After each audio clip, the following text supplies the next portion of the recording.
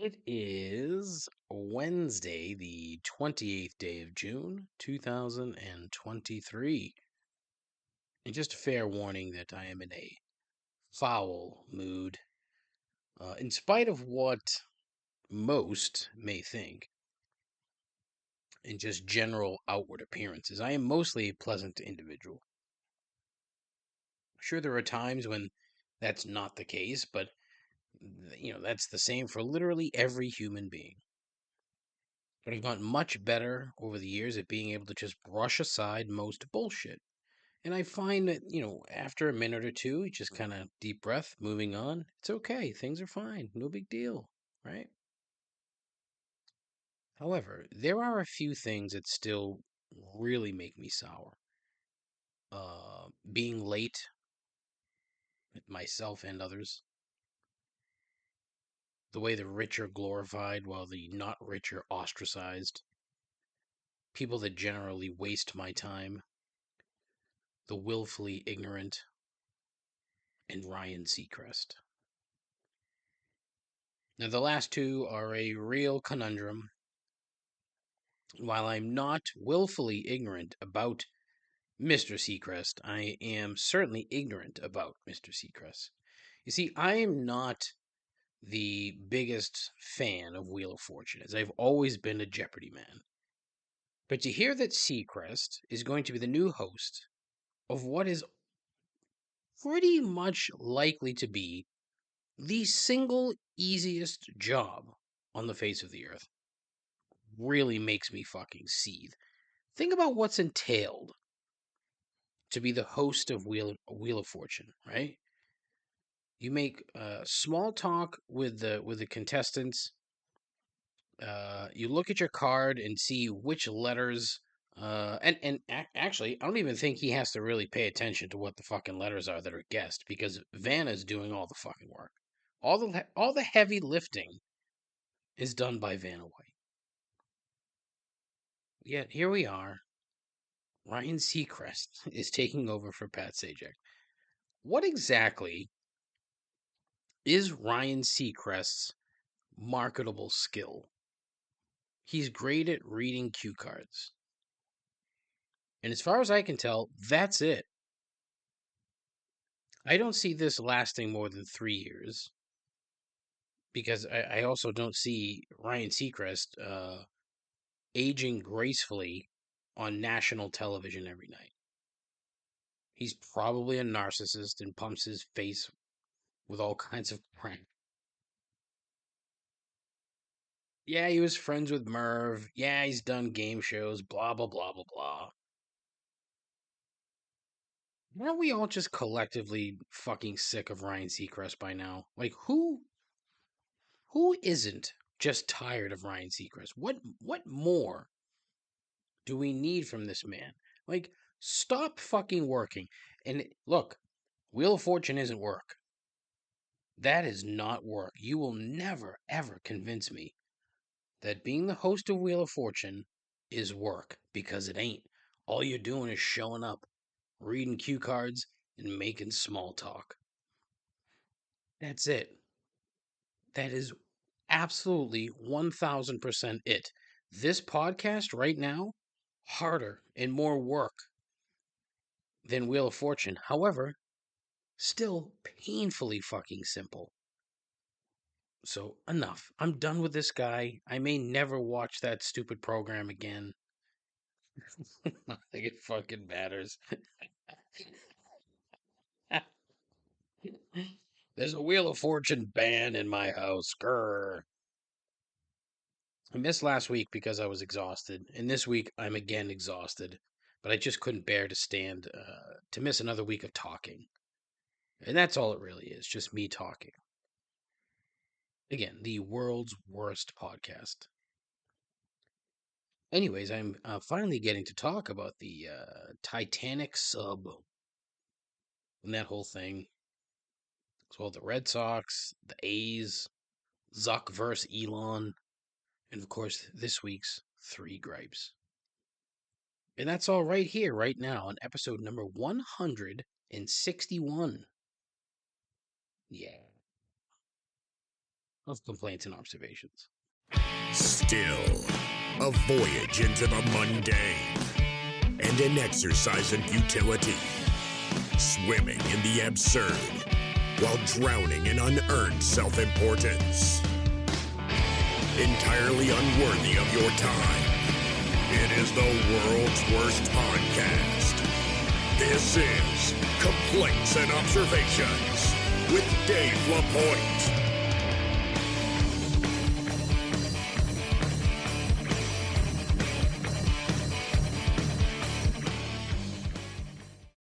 Who the hell is Dave LaPointe?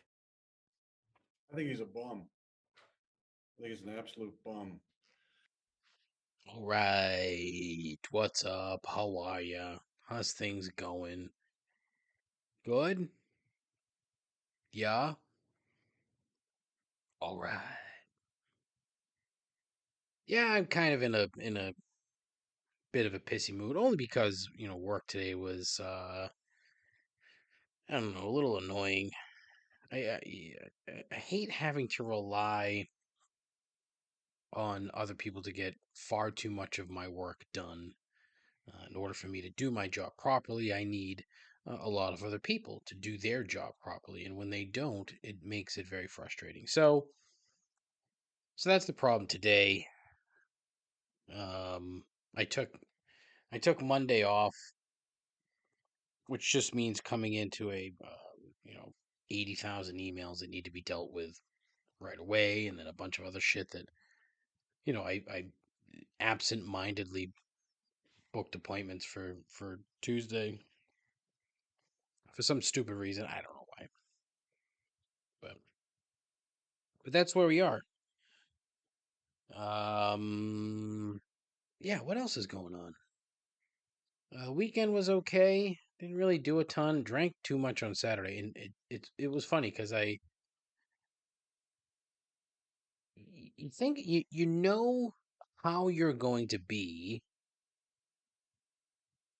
when you're not. Look. All right, hold on. Let me rewind. I don't drink as much as I used to, and I never really have been a massive drinker. Okay, but I mean, when I was younger, in my younger days, I was known to take them down a bit. No, I don't know. So it really, in reality, I'll drink a couple days a week now, maximum. The occasional glass of wine with dinner, or the occasional beer with dinner on a weekend, but that's really about it. And so Saturday night, went out to dinner with friends. I didn't really drink a ton, but I just drank enough so that I woke up Sunday morning feeling like caca, and I didn't care for it. And so, and then it sort of ties into I had to go to the doctor on Monday and just sort of checking up on my blood work and things like that. And look, for the most part, I am, as I've said before, I'm a reasonably healthy individual despite being morbidly obese and having high blood pressure, yada, yada, yada, yada. So my blood pressure was a tad high, nothing overly concerning where he's going to change meds or anything like that. But basically, I need to get my diet in order. And then what have I done for the last 2 days? Stuffed my face with shit. So I don't learn. I'm stupid. And that's the other thing, too. I got to stop doing that. I caught myself today calling myself stupid, and I got mad at myself for calling myself stupid. It's such a conundrum. It's a real conundrum. I'm just blathering on about nothing. Filling time, not really. But yeah. So there you go. That's now you're up to date. I miss a week. I come on here, I talk about nothing, and then you're up to date on nothing. It's pretty much how it goes. One thing that I did miss was talking about this goddamn submarine. I do not understand the desire to pay $250,000 to someone, some random person / company, just to venture into the deep ocean and see something that is really just a massive wrecked mausoleum for 8 hours or so. when you really break it down, that's all it is. And I just read a quote from Robert Ballard, the guy who found it in 1985. And basically, he was talking about what happened to the bodies. Like, it was a very graphic. He's basically saying, bodies came raining down all across the Titanic debris field. Animals quickly found them and removed their flesh. And the deep sea at that temperature is saturated in calcium carbonate, which is what your bones are made out of. And the skeleton will actually dissolve in the deep oceans, which takes about 5 years. And what's left behind is what used to be attached to the body. Mostly shoes. Just fucking shoes everywhere. Like, it's not as if there was, a cargo ship full of shoes. No, no. Those shoes were attached to people whose bodies have dissolved. And that's what you're paying $250,000 for? What?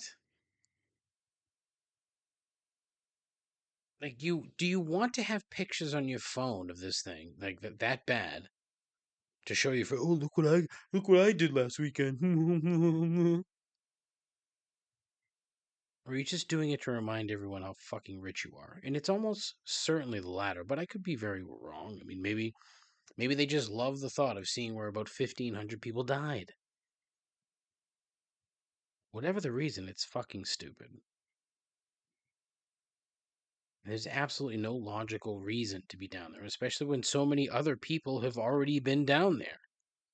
As I just said, Robert Ballard, 1985, and it's been downhill ever since.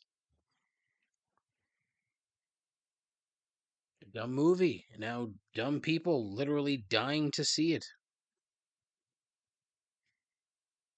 In researching and learning about the people that were on this thing, one of them, Hamish Harding. He's an English or a British. I gotta stop doing that. He's a British adventurer, basically, is what they called him. Which is like, really? An adventurer? It's fucking 2023. What's left to do? Oh, I know. Go into a fucking minivan and go see the Titanic. Ooh. But in Hamish's defense, he really was a bit of an explorer. And quite frankly, he should have been above such trivialities like going to see the Titanic in a minivan. He spent time on Jeff Bezos's cock rocket into space, and he was part of a world record dive into the Mariana Trench, 38,000 feet deep, but this time in a $48 million submersible. But no, he wasn't above such trivialities. No. Ultimately, really, it's just sad. Like, the whole thing is sad. Like, another guy brought his 19-year-old son because they wanted, it was a Father's Day adventure. No thanks, Dad. I'm good. I'm going to stay on land where it's mostly safe. Instead, they fell for what, it is quickly becoming obvious that it was a bit of a grift by this guy named Stockton Rush. That name sounds too fake to be a trustworthy guy. So it's sad that these 5 people, including old Stockton, lost their lives doing something so foolish. They did likely die in what amounts to an instant, a split second, from the pressurized implosion. So I guess it's better than suffering for another 4 days and then dying. But either way, just not a good way to go, right?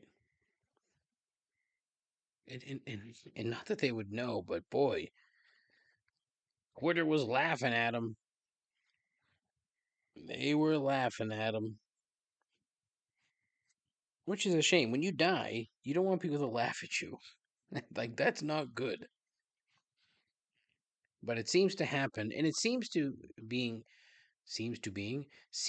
happening with a bit more regularity of late. So I don't know. It's a very strange phenomenon. Like, these rich folk just love to let everyone know how rich they are by doing dumb shit.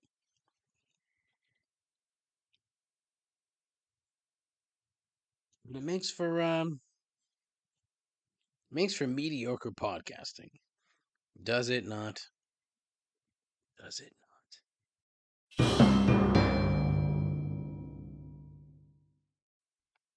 Dumb. Just like the mediocrity of these drops that I have now. I did not take the time that I wanted to take to put everything back onto Spotify where it was easy and organized, but I just part of me does not want to do it. Mainly because I don't care for Spotify, but I don't care enough about this little hobby of mine to make it any more difficult than I've been making it recently. So I should probably get on that, huh? Excuse me. All right, and speaking of dumb, just when I thought it couldn't get any dumber this week, we have this fakakta bullshit of Mark Zuckerberg and Elon Musk getting into a cage and fighting. And look, there's absolutely no way in hell that they actually ever fight.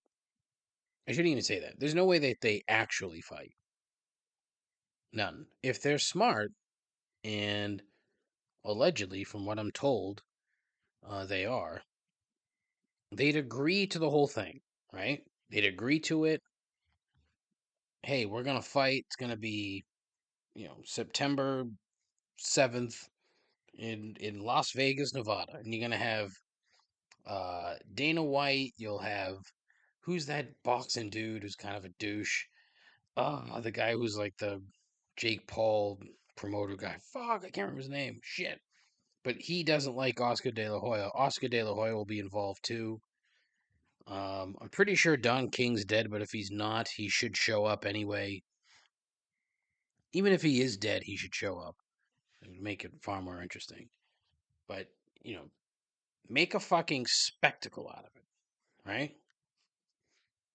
Talk shit to each other over their respective dog shit social media platforms. Go through the motions of an actual big fight. You print up the fucking billboards with the side profiles when they're staring at each other. Oh, I wish I had a shred of Photoshop talent. Musk, Zuckerberg. Oh, what would the name be? Oh, fuck. What would the name be? Oh, that's gonna bother me. Like it would have to like Silicon Valley. I don't know. I got nothing. But I mean, Jesus. I haven't seen a name for it, which I'm kind of surprised. But, hopefully there's somebody out there putting in the legwork to really make fun of this shit and do it properly. One could only hope, right? Well, it'd be so great. They do a weigh in. They have to agree to a catch weight because obviously, Musk is probably bigger than Zuck. At least I'm guessing. I don't fucking know. They're probably both terribly short people.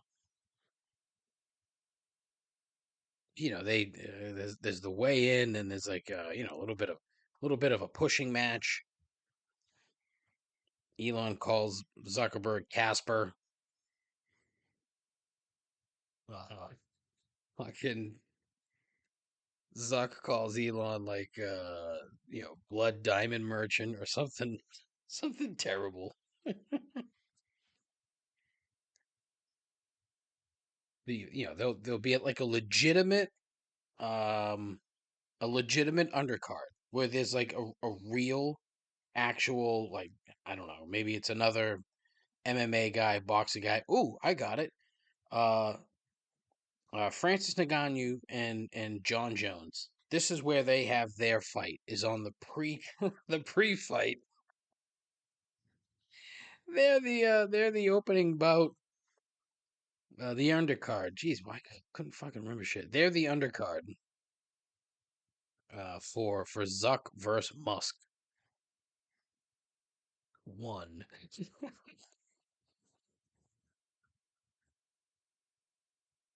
Oh God, I should be a promoter because I just came up with a fucking brilliant idea.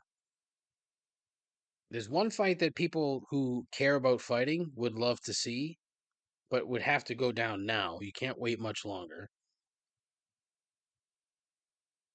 So people would buy the premium live event, as they are now referred to, um, and then get the main event and the I am laugh right now. So the whole pomp and circumstance. There's the entrance music. You have fucking Jimmy Lennon Jr. and fucking he's yeah, because it's a Showtime event.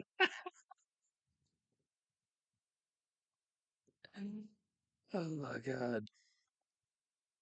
They come to the ring, they got the fucking robes on, they're fucking bouncing up and down, getting loose, they're doing their shit. You got the cut man, checking them, checking the fucking mouthpiece, doing the Vaseline on the forehead, the whole works. They go through all the machinations of what you would typically go through pre-fight. Bell rings, and they just get in the middle and just hug it out. End of fight. They just donate some money to a charity that'll only benefit people that don't really need charity. That's the play. No one wants to actually see these two assholes try and fight. Let's be fair. Nobody in their right mind would want that because there's no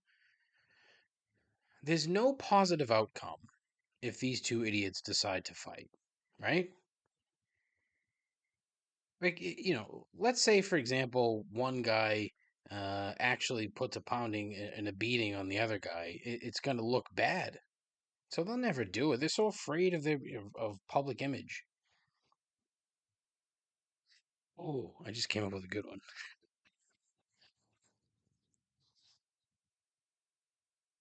So they're in the middle of the ring.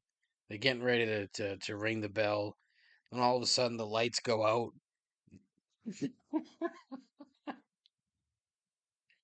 The lights go out, and everyone is stirring like, oh my God, what's going on? What could this be? The lights go on, and standing in the middle of the ring is Tom from MySpace holding a fucking baseball bat, like WCW Sting style. It just beats the fuck out of these two guys, and then the lights go down again, and he's gone. Tom from MySpace, and then you don't see him. Nobody knows what happened to Tom. And then all of a sudden he posts some pictures on his Instagram of, from fucking Borneo or some shit.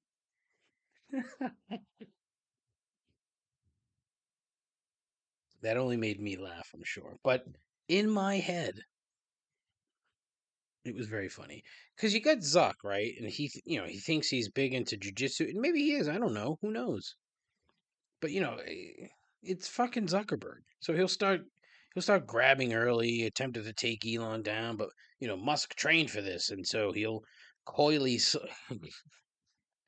he'll coyly slide out of any attempted takedown. I don't know why the word coyly. I don't even think that's a word. Made me laugh. But then we'll get 3 or 4 more rounds of slap and tickle, followed by a vicious tongue bath from each of them. And the stupid media will eat it up. The stupid public will eat it up. And the stupid simps on both sides will crow about how their guy is somehow tougher or better than the other. Again, dumb. But like, who instantly goes right to challenging someone to a cage match? It's like, did Elon Musk fall into like a late 80s WWF rabbit hole on YouTube and thoughts of blue steel were dancing around his head? Like, what happened? How does it even come up? Oh, you want to fight in a cage? What? No, man. What are you doing? There's no need for that. And again, it's so it's wonderfully stupid and just plain stupid. Some people get, really angry about both sides. A friend of the show, Connor, tweeted like, "Oh, I'd love if they both died." I'm like, "Whoa, man, whoa, really, dude? Like, let's reel it in a bit, chill out." I'd be satisfied if they just both got embarrassed. That'd be fine, and then just went about quietly living their lives. Or I wouldn't have an issue if Tom from MySpace descended from the rafters and exacted revenge upon them. I don't know what revenge it would be, but you get it. You know what I'm talking about, right? No, not familiar with pro Sting.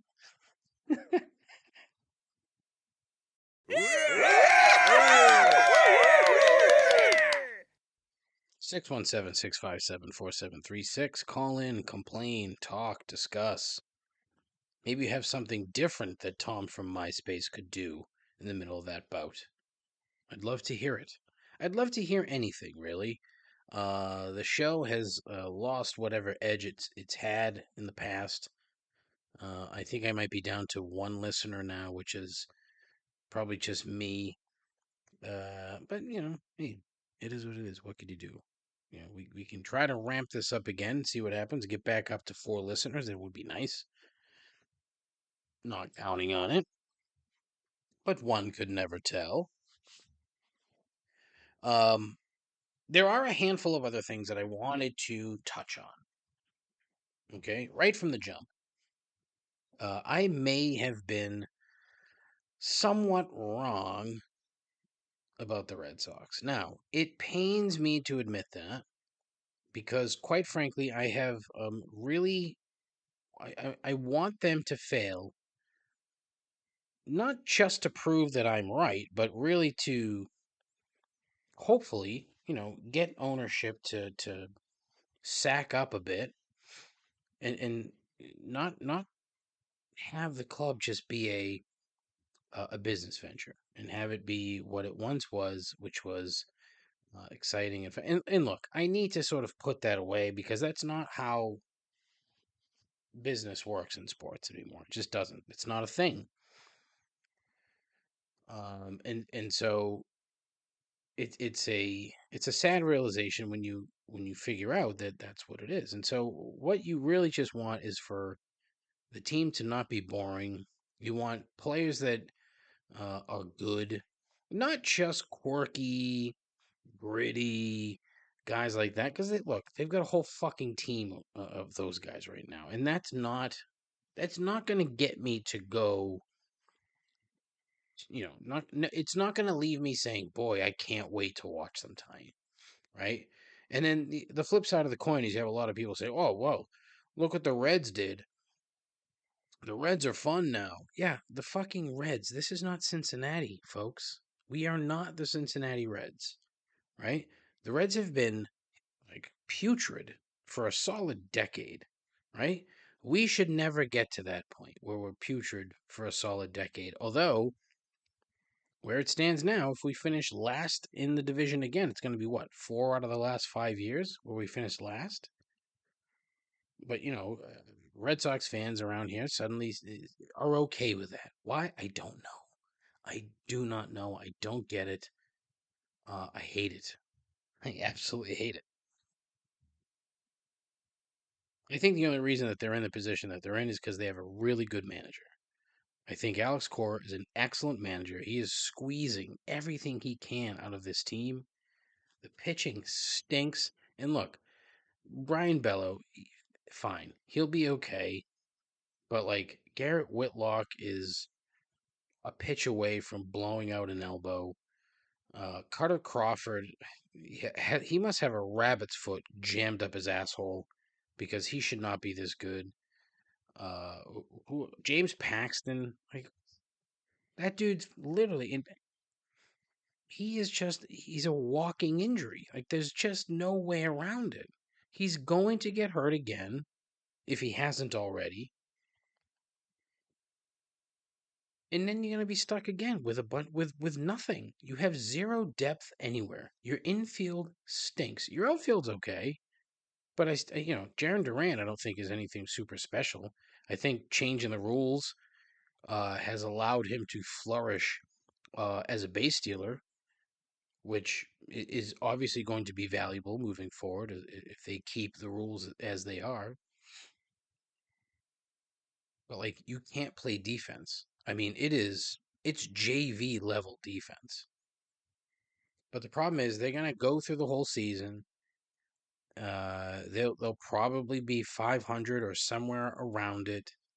Chaim Bloom will get an extension, and we'll sit through this again. And then we have to sit here and wait for Marcelo Meyer and Nick York and some of these other guys who are lottery tickets. And I tweeted this out, and it's just like, why are we satisfied with this?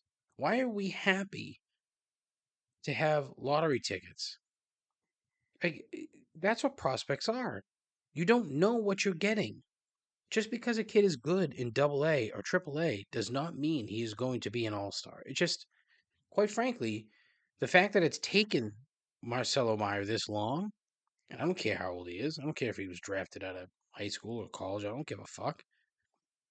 The fact that he's not playing in the big leagues now tells me he's not that good. It's kind of a foolish take, yes. But if he's a transcendent talent, as I'm being told, then he already would have been here. Then again, they'd probably manipulate the fuck out of him so that they can, keep his service time okay and under wraps. I just hate that I'm wrong about this, and I hate that I don't. But again, like it's just so many injuries, and it's all when you have a bunch of guys who have injury histories. This is what's going to happen, and then you're gonna try to tell me that Trevor Story is gonna come back and play shortstop? No fucking way. If he does, I give it a month before he gets hurt again, and he can't fucking throw because he couldn't throw before he got here. Had fucking surgery. Now they're gonna throw him back out there to play shortstop. I mean, he couldn't play second base last year. Get the fuck out of here. Get out. There was a reason he was available, and it's because he's a walking mash unit. So the good thing is, but the Yankees stink, which is nice. It doesn't hold the same cachet that it used to, but it's still nice when they stink. But granted, they're still record-wise better than the Red Sox, but they stink. Aaron Judge out of the lineup, and they can't do shit. Yowza, not good. So that's the Red Sox. I don't really have any deep dive. Um, I did want to. I also want to touch on the A's and how the guys who own the A's are they pieces of shit. Almost as big as that building that they play in, which is an abomination. when there is sewage leaking into the building, you should not be playing baseball there. What was at the beginning of the year? There was a possum who lived in the fucking in the ceiling of the visitors press box. There was a possum there. What are we doing? Yet it's the fucking fans' fault that they're not drawing crowds. Really, they're not drawing crowds because the team is horrible. The building is horrible. And it's all done purposely so that they can pick up and fucking scam taxpayers into giving them money to build in Las Vegas. That's all. The whole thing's a scam. They had zero interest in staying in Oakland. Zero. They wanted the glitz and the glam. The glitz and the glam of Las Vegas, Nevada. And they fooled the taxpayers into contributing. Now, here's the thing, right? It may not even be the direct taxpayers of Nevada. So, like residents, who knows? Most likely it has to do with a hotel tax of some kind. Again, no research put into this. Zero. I just think it's fucking shady as hell. Giving billionaires money is stupid. But what they do is flat out extortion. Like, oh, if we don't get what we want, we're moving. Well, what? That's not how this should go, sir. But the people of Oakland are getting fucked. It's not fair. Like the whole like sentimentality in sports is gone, right? Loyalty, sentimentality as a whole, in sports as a whole, is gone. It doesn't exist anymore. The days of yore, right? It's just not a thing in 2023. It's not. And it's a shame. Because that's when sports were fun. Now it's a business. It's a big business. It's it's entertaining. I wouldn't call it fun anymore. It's entertaining. I find myself like drifting to the fringes of professional sport. I think I'd mentioned the local rugby team last time. So like rugby and soccer, because I think that both still hold. I mean, look, I don't know enough about rugby to say this, but soccer in particular, I think it's still less and less by the day, mind you, still has a little bit of that sentimentality behind it. Not so much loyalty. Money is ruining that sport. And even like in the lower leagues in England where, it was scrappy, buildings full of locals who paid their, $6 a night for the season ticket and go out regardless of the outcome, are there supporting their club every week. Even that's kind of going by the wayside. Thank you, Ryan Reynolds and Rob McElhaney. Great story. We're making a League Two club into, the I don't even know what to compare it to because you can't. It's a new phenomenon. I fell for it, and look, admittedly I enjoy it. Like the show is awesome. Like I can't wait to watch it again when it starts up this summer. I can't wait. It's gonna be awesome. It's gonna be thrilling. But it's a TV show now. Like Wrexham, less a professional footballing outfit and a more of a TV venture. Which sports in general, that's what it's become. It's a shame. Anyways, fuck the Los Angeles shit. Fuck the Las Vegas A's. Fuck you, John Fisher. Sell the team. Those poor people in Oakland. I mean, felt so fucking bad. Oh, we're gonna do a reverse boycott. We're gonna show up. We're gonna have 28,000 people show up to this shithole of a stadium. And then you have that fucking just meat shield asshole Rob Manfred. Oh, 28,000. That's that's an average Major League Baseball game. Fuck you, you sanctimonious fuck. You fucking.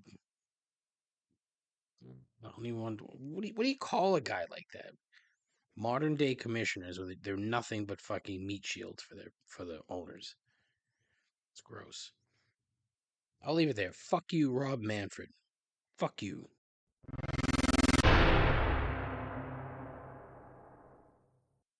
All right. Hey, good news. It is time for everyone's favorite part of the program, the end. And specifically, 3 gripes. Gripe number 1: old people complaining about younger generations.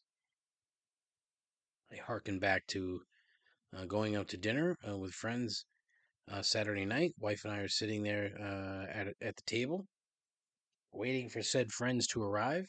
And there was a group, 2 couples. I would say that they were in their 60s. So now, look, they're not that much older than I am. As much as I hate to admit that, they're not that much older. 15, 20 years older than me, maybe. And they just kept talking about how kids these days can't communicate. And it got me thinking, it's like, I'm sure this has been said numerous times. This is not new, but what do you think, 45 years ago? So what was that? Mid 70s. What do you think people in their mid to late 60s that in the mid to late 70s, let's see if you can follow along. People in their mid to late 60s, back in the mid to late 70s, what do you think they thought about kids in their late teens, early 20s? What do you think they were saying? Oh, all they care about is this rock music or disco and television. Like there was a complaint. There's always been a complaint. It seems to be like which generation is going to be the one that stops complaining about younger generations? Who's going to be the first? I can guarantee it's not going to be Gen X because Gen Xers complain about fucking younger generations all the time, and I'm guilty as charged. But who's it going to be? You think Gen Z is going to be the one that is just like, yeah, fuck it, we don't care. Do your thing, kids. I don't know, but it's just one of these things that I don't understand the point of it.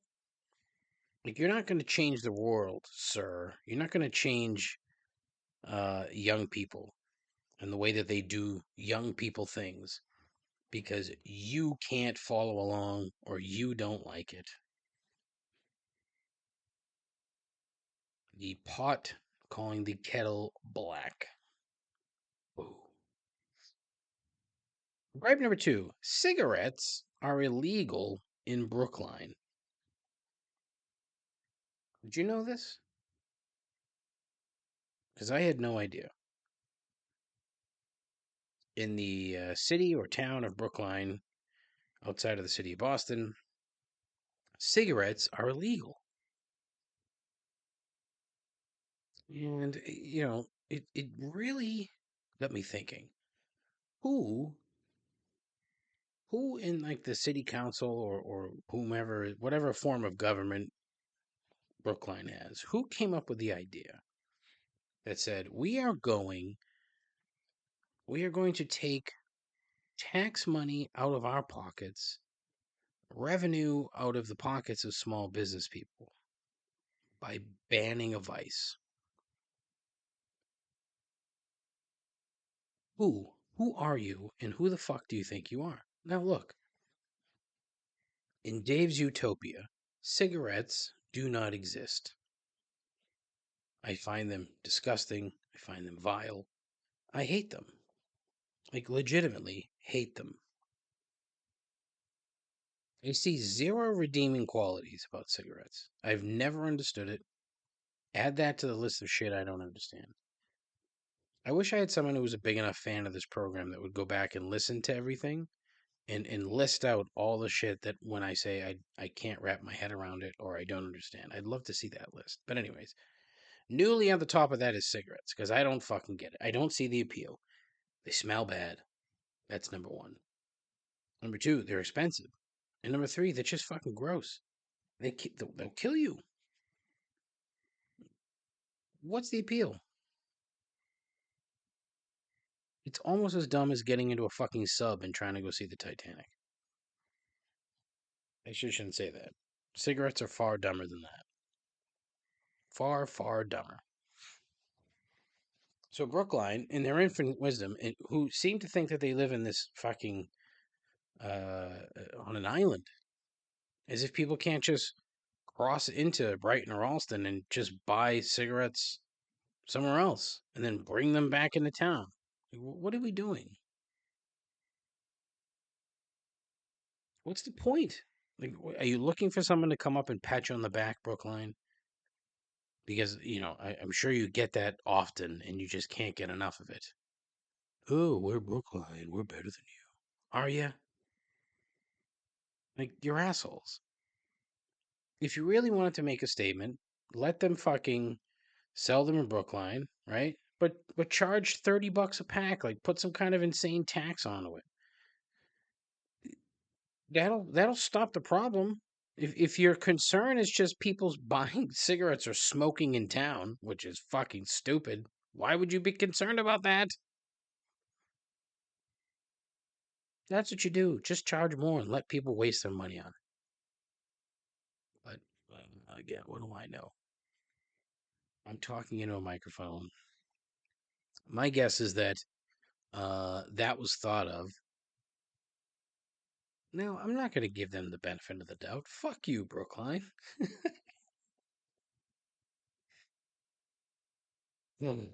Gripe number 3. Marjorie Taylor Greene and Lauren Boebert.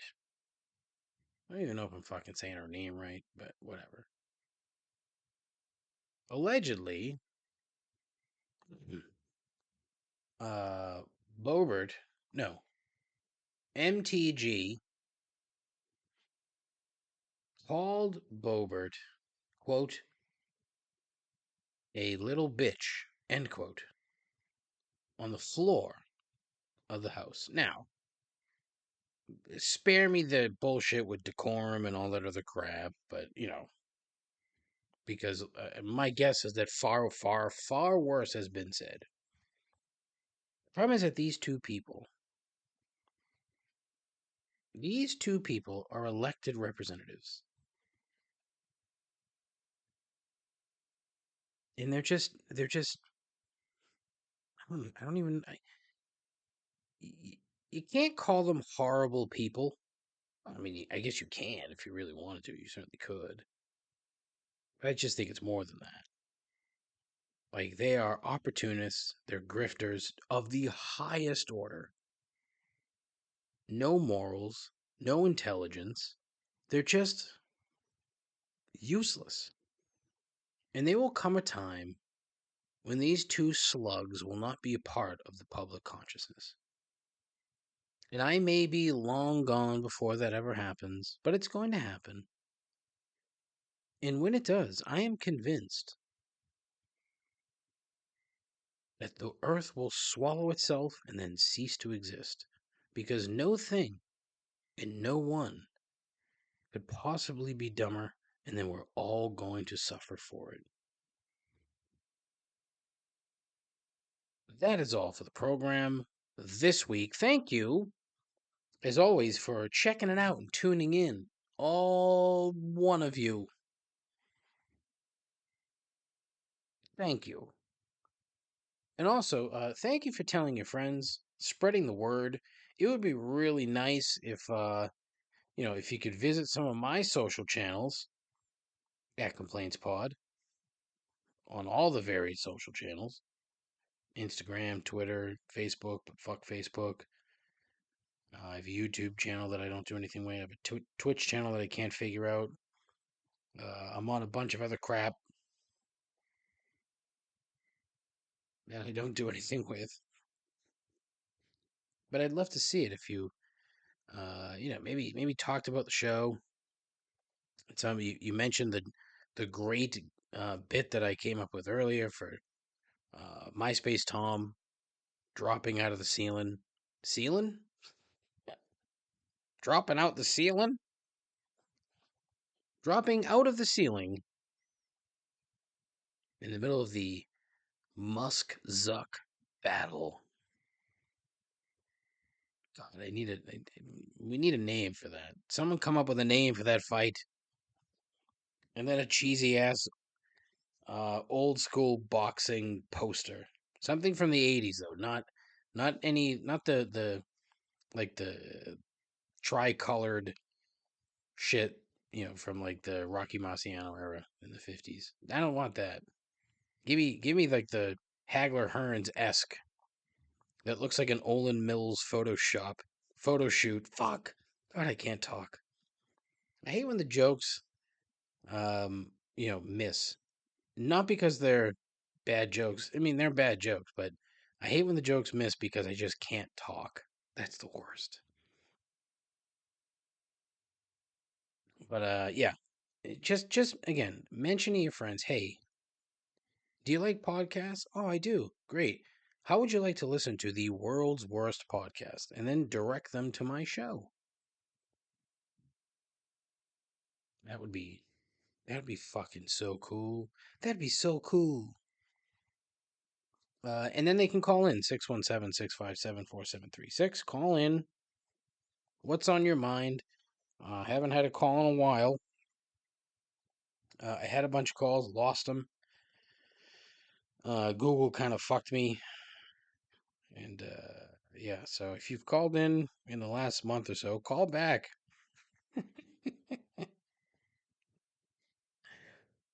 uh, but yeah, that'll do her. Again, all the various social channels, check it out. Tell your friends, tell your moms. Godspeed. Am I forgetting something? No, I don't think so. Ta ta.